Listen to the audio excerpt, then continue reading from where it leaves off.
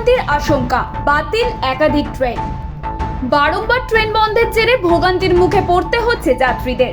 আবারও যাত্রী ভোগান্তির আশঙ্কা শিয়ালদহ শাখার ট্রেনগুলিতে। শিয়ালদহ ডিভিশনে শনিবার রাত 11:30 থেকে রবিবারও একাধিক ট্রেন বাতিল থাকবে।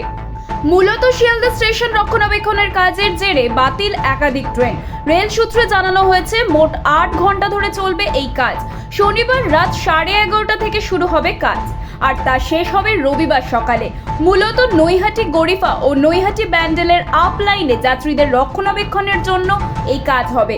এর জেরে একাধিক ট্রেন বাতিল হয়েছে। কিছু দূরপাল্লার ট্রেনের সময়সূচিও পাল্টেছে। চলুন দেখে নেওয়া যাক কোন কোন ট্রেন বাতিল করা হয়েছে। শনিবার রাত 11:30 পর বাতিল হচ্ছে Naihati Bandel up 37557, down 37558, Sealdah Shantipur up 31541, down 31540, Sealdah Ranaghat up 31631, down 31636 এবং কল্যাণী সীমান্ত নৈহাটি ডাউন 311192। এবং রবিবার বাতিল হচ্ছে নৈহাটি ব্যান্ডেল আপ 37521, 37523, 37525, ডাউন 37522, 37524, 37526, 37528।